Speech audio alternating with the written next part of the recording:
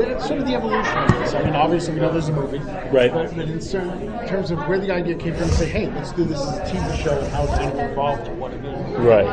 I mean, some of it's a wee bit boring. I mean, Jen and I were introduced to each other, and then you sort of have a range of projects that you're either thinking of in your own mind, or that are that are available to be adapted, I guess. And so, just going through it, I remember having seen Frequency in 2000, right? That's when it came out. And for me, it was just that central relationship. It was the father-son relationship that really, I remember from seeing the movie the very first time. The pure emotionality of it really got me, and of course I love the genre element, and I thought that it would be tricky, but it could make a really, really interesting and dynamic show. And that's what happened. Did you change the son to a daughter? Right. For just to make it different from the movie, or to have that female presence in the lead? I wish it were as simple as that. We actually did one version of this where it was a father-son, and when we went to the CW, he said, "Is there anything you would change?" And I said, having done one version of this, I would want to change to a father-daughter, because to me that was the biggest challenge as a writer, and I felt it offered the most dynamic relationship possible. I think, I'm not speaking in tongues here, but I think everyone has this idea of a daddy's little girl, sort of cliche, you know what I mean? And what I love about this show is that if you've seen the pilot, you can see she's anything but. And the idea that she's the same age as her dad adds a real dynamism. We'll go with it. We're there. I've already said it. It's out there. But yeah, it's there. We're doing it. And so for me, it was very exciting to do that. Yeah, basically. How about the concept, though, taking it and turning it into a TV show? What was the thinking behind changing it, like, butterfly effects, things like that? Right.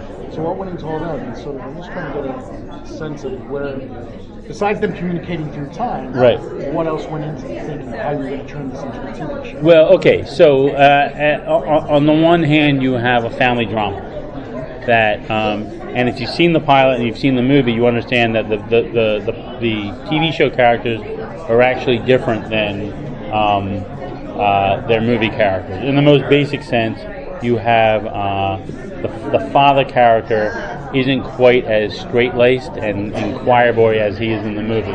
There's a lot of mystery to this guy.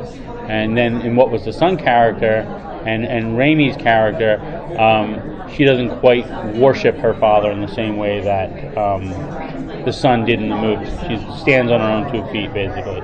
So this is an ever-changing family dynamic. So right there, to me, that was a wonderful thing to explore week to week. These two, because of the circumstances at the end of the pilot, being forced to work with one another in what would ordinarily be sort of a wish fulfillment scenario. It's like you've just reconnected and saved the life of your father, but there's a lot of crap they still got to work out with each other. So there's a lot of, I like that. It doesn't immediately turn into a buddy cop show where we're best buddies solving crime. There's a lot of resentment. There's a lot of residue of a lot of things.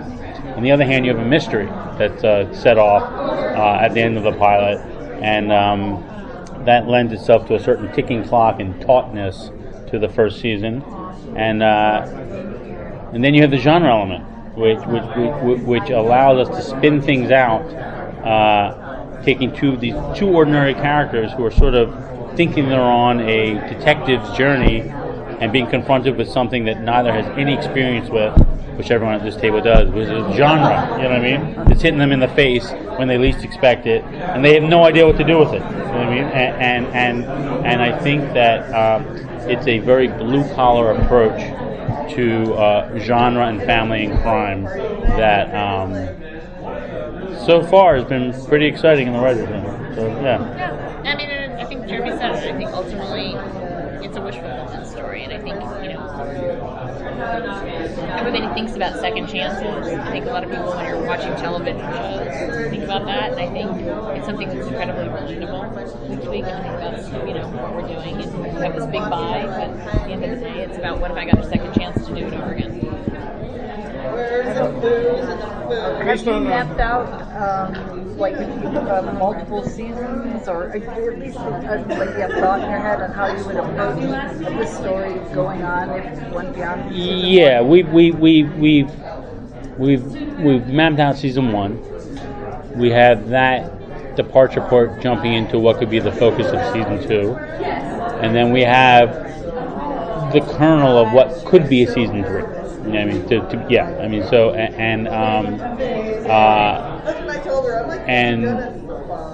we have, that stuff can always change and always, but in terms of being up there and seeing it, we've got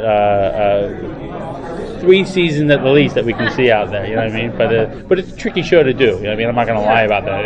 It's tricky with all the rules and everything, but I think it's extra tricky because we're trying to keep the rules out of view. I mean, I think some shows can get overwhelmed by the rules, and I just want people to be along with the characters and the ride and just trust that the rules are there, just you don't need to have one slapping you in the face at every turn. Is the show going to take place in just a short period of time, in terms of keeping in contact with the past, or is it going to be? Is she going to be in contact with the past for weeks or months or a year? Well, there's a relatively short time frame set up in terms of when they have to have this mystery solved. So we can expect much of the first season will revolve around that time context. That said, because of memories and all that, we will be visiting these two at different periods of time in their lives. So just for a little extra added layer of delight. All right, guys, thanks so much.